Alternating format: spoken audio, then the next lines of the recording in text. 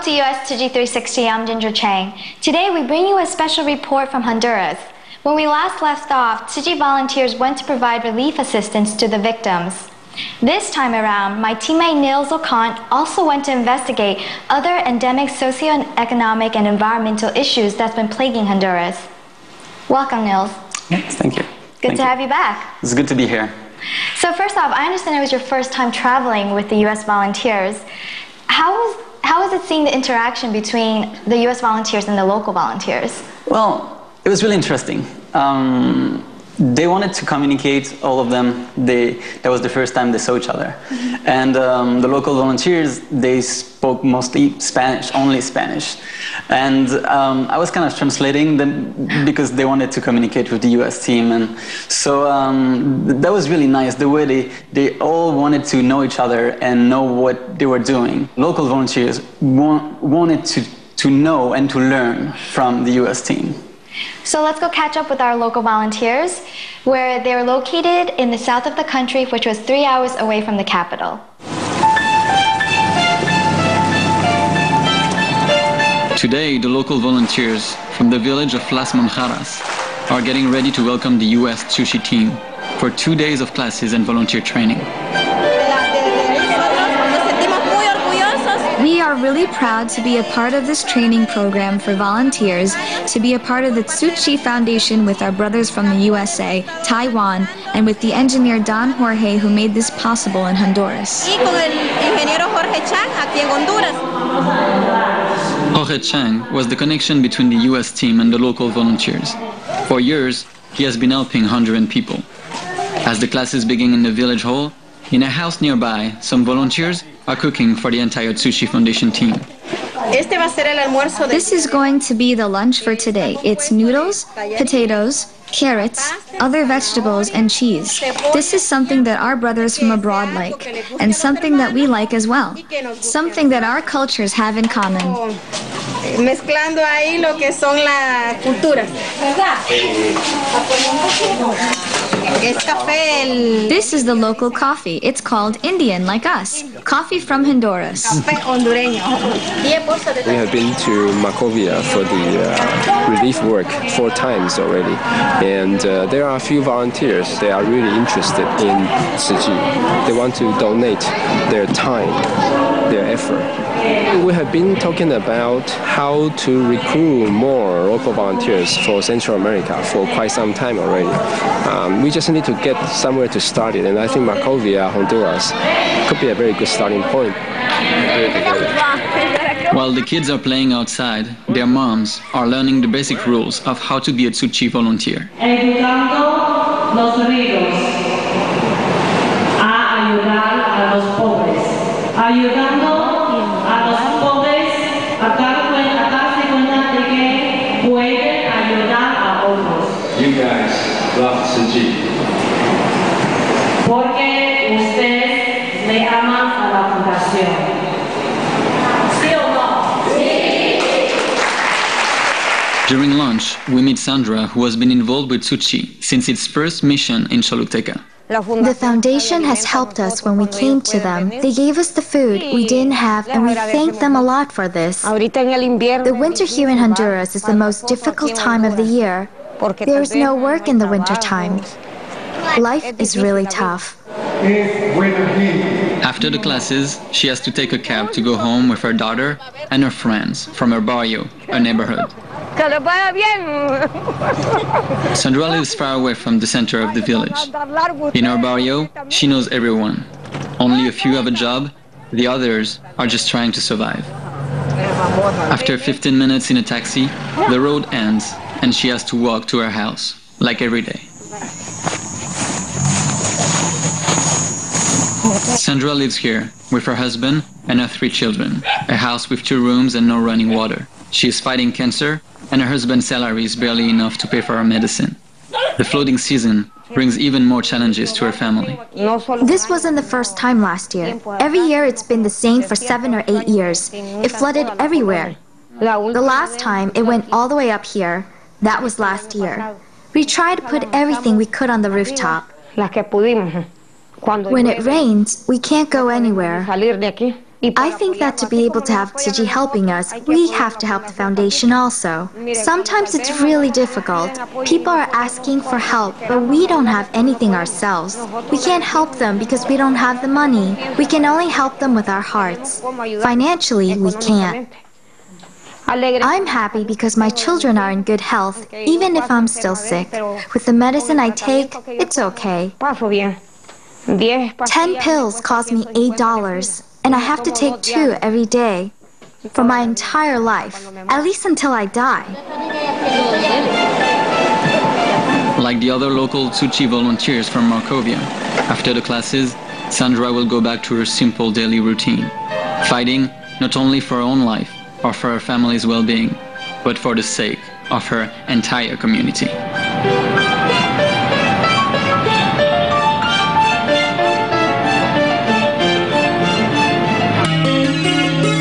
Welcome back. So Nils, it seems like one of the biggest challenges the Honduran government has is breaking the intergenerational cycle of poverty. And it's also estimated that 60% of the population is living below the national poverty line. When you were there, what else stood out to you? The first thing you see when you go to the capital, Tegucigalpa, is a lot of people without job, just waiting to get a job, hopefully. And unemployment, poverty, that's really like the main issues the government has to deal with in Honduras. That's why we met with Carlos Sabian, who is an economist from Honduras. He was born and raised in Honduras. He studied mostly in Europe and the United States. So I think we should have a look at this interview with Carlos Sabian.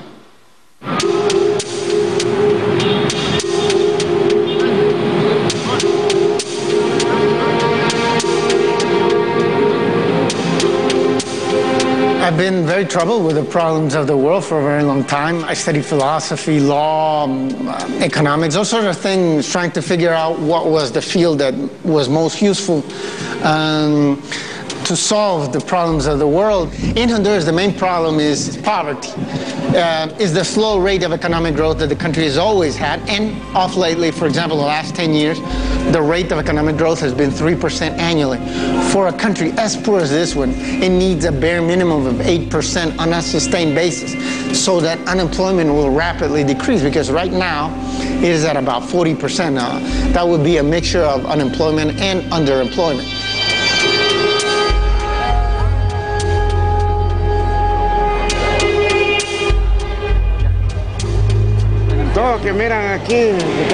All the people you see here, none of them have a job. There's nothing here. There is nothing to do.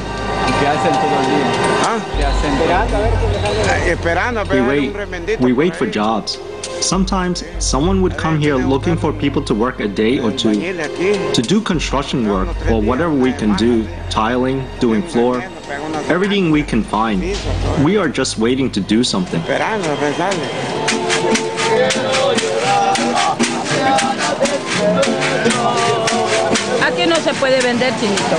Here we cannot sell. It's not allowed.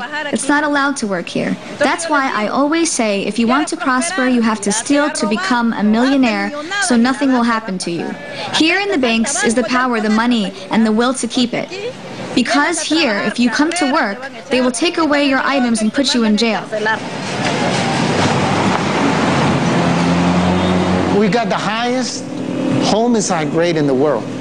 86 homicides for every 100,000 people, especially young men who were unemployed, who went into the drug business, and something went wrong. They grabbed some extra money for whatever, maybe to pay for the bills of their kids, maybe just to party, whatever. And they end up dead when they don't come up with the amount they're supposed to come up. About 15% of the population has illegally immigrated to the United States, Spain, or some other place. 2 days ago, I mean, a young man, a 30-year-old guy with a university degree in international commerce, He just left for the U.S. illegally. He'd been working for very low pay, and then he got fired, and then his wife was working as a teacher. They're constantly being threatened with extortion from the gangs, or you pay us an amount, or we kill you. And so it's just people just, you know, so they just say, I gotta leave, I gotta get out of here, no matter how. Ya si quieren quedar en el poder, no la vuelven a ver. Ya si quieren quedar en el poder, no la vuelven a ver. Tenemos que ver cómo luchamos para poder comer, pues trabajamos. Debemos pensar cómo pagamos casa, agua y luz cuando llegamos. Of the main issues, poverty is one of them, and the UNWFP has considered Honduras a food deficit country. It's estimated that 1.5 million people face hunger and chronic malnutrition. So Nils, what did you see that was a good representation of this? Well, we were actually able to go to a place just 20 minutes away from the capital, Tegucigalpa. It's called El Crematorio in Spanish, which means the crematorium. Is the place where they used to burn all the garbage from the city, from the capital. So it just became a trash mountain. And out of this trash mountain, people, families, hundreds of people are living there. Wow. Basically, they're just trying to survive. Yeah. We're able to go there with a soldier from the army because the place is really dangerous. We were not really supposed to talk to anyone because this is a community. They just live together and talk to each other. Usually, they don't really talk to anybody else. We were able to talk to one of them. Okay. So let's have a look at this trash mountain in Honduras. 10 miles away from the center of the capital, up a mountain, there is a place the Hondurans have heard about, but where most of them have never been. The place where the city's garbage are supposed to be burnt. But for a long time, a very long time, nothing has been burnt. Most of these people live here, in the middle of the trash, with cows, dogs, and vultures. They made small houses out of tarpaulin and tires they found. Most of them don't have identification documents. They don't know any other life.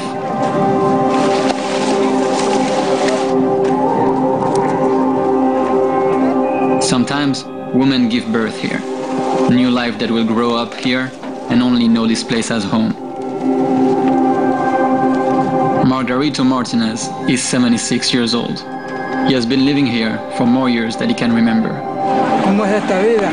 Esta vida es lamentada, lo digo. Aquí no hay nada, aquí no se consigue nada. Estamos en un equilibrio, pues estamos haciendo carnache aquí. Yo soy un pedido. Yo me pasó un accidente. ¿Qué? Un accidente tuve. Un carro. ¿Un carro? Sí. ¿Carro de basura o de...? Sí, de basura. ¿Plástico para reciclaje, verdad? Sí. Soy reciclero.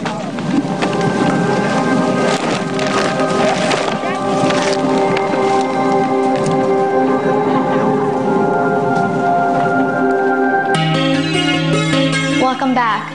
So Nils, healthcare access in Honduras actually depends on your level of income. And even so that the government utilizes NGOs to provide some of the most basic medical services.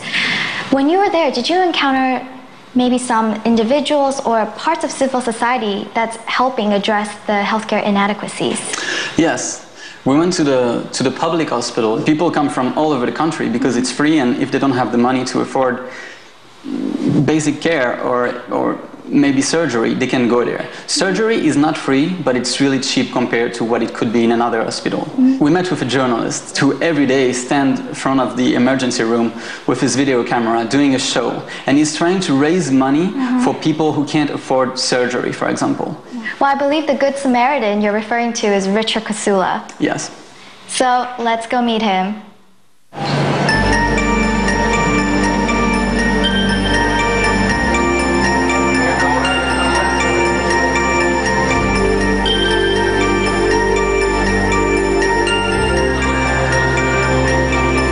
Early in the morning, the university hospital is already crowded. In the middle of the crowd, Richard Kasula is preparing for his daily show live from the hospital. We have this program every day.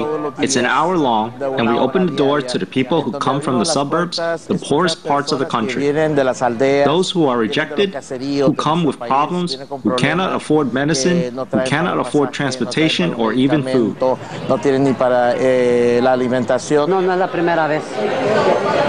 This is not the first time I have come here. We are poor, and this is the only place where we can get help. I come here because I don't have money, and this is the only hospital without fees. Last Saturday, my family got into an accident in which 3 of my relatives died.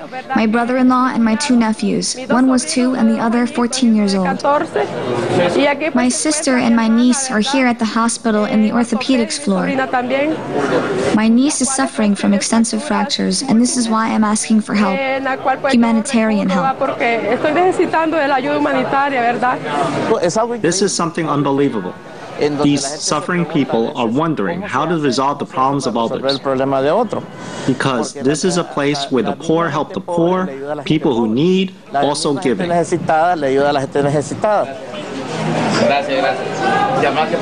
I always like to do this. A donation. Give a little. If I could, I would give more. People here come from all over the country.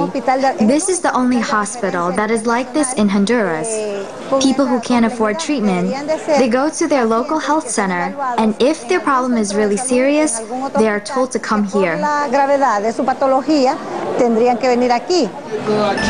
Every day, doctors and their interns accept unique cases. Patients wounded by gunshots, often members of the local gangs, referred to as the Maras. This man was shot in the knee just 10 minutes ago. Right after he entered the emergency room, the police came to interrogate him, identifying him as a member of the Maras by the tattoos he wears. Richard sees this sad spectacle every day. Despite the challenges he faces raising the money, he is constantly inspired by the patients he interviews.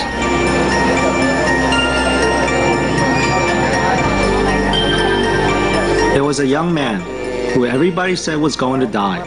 The doctors told his parents not to expect anything because the situation was fatal.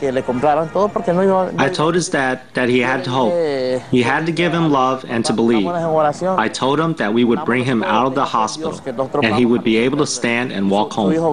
And the father told me, "No, I don't believe anymore. He is going to die." The doctors told me. 1 week has passed. I was interviewing other cases. And suddenly, a young man tapped my shoulder. But I was interviewing someone else, so I said, "1 moment, I will talk to you later." And he insisted, so I said, "What's going on? What can I help you with?" He said nothing. I didn't come to ask for help. You already helped me. I was the young patient dying in the hospital bed, and thank God I'm standing here. And many thanks to you for what you've done. Richard has many stories just like this one, and he truly believes that giving, even a little, makes a difference and restores hope to those who might have lost it.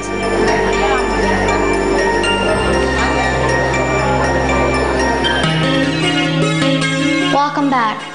So Nils, we just saw someone who got shot in the leg. Well, in the capital city alone, 30 people get killed per day. A lot of it is definitely the gang violence and has in relation to the drug trafficking. So besides the high human costs, what other costs are at stake? Environmental, probably. In the jungle, in Honduras, in the mountains, drug dealers are cutting trees illegally to make their plants, usually plants coming from South America. Land. That's not helping the country. Okay. Well, speaking of this, let's go see some of the major environmental degradation issues Honduras is facing. One of them is the illegal logging, and the other is the pollution of the main lake, Lake Yahoa.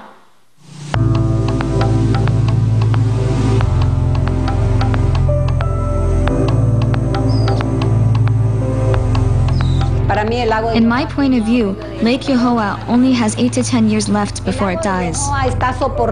Lake Yahoa is the garbage location for a mine which unloads right into the lake. Approximately 90,000 people live in the area, and their used water goes back into the lake. Hotels as well. Even a fishing company which farms tilapia is polluting the lake.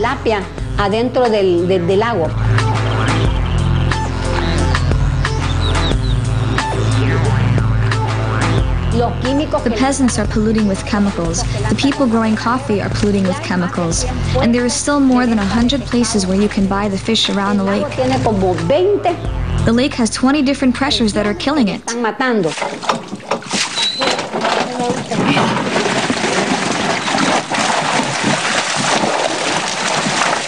We have a joke here, a sad joke, that if you're going to eat a fish at the lake, you would have to eat the lead too. It's a joke and the truth, but people are still going to the lake and eating the fish there. Here we have many kinds of fish. We have black bass, red tilapia, black tilapia, the dromelan, the guapote, and I think the fishermen over there are fishing not with nets, but line fishing. Usually I get 15 fish in a day.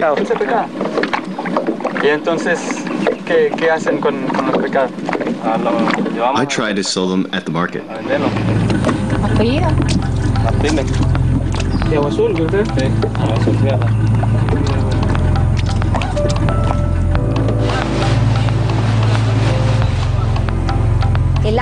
Around the lake there is a lot of illegal logging. Logging is the reason for the erosion of the ground. That's why we are running out of water, the reason for the drought.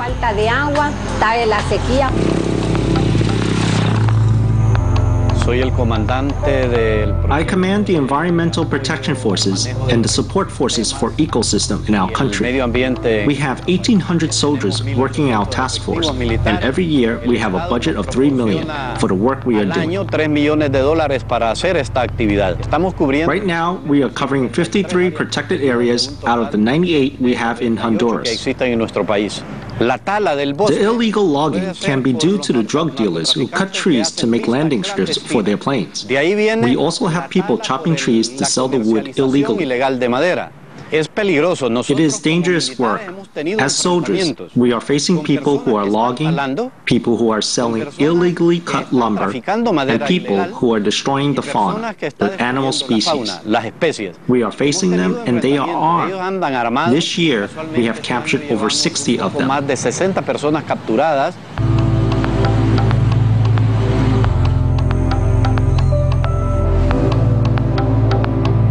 There is a horrific lack of education about the environmental issues in this country. We are only the few people fighting for these problems, and we can't solve the problem because we are only a few.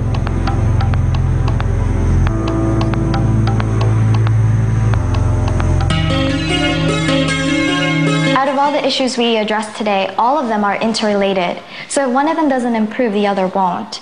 So lastly, before we go, what was the impression you got from all the people you met?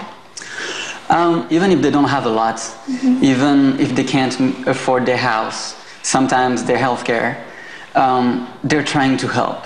Most of the people we met, they're just trying to do something for the country, for other people, just like this. They're not waiting for anything back. No, they just want to give. And that's really an amazing thing.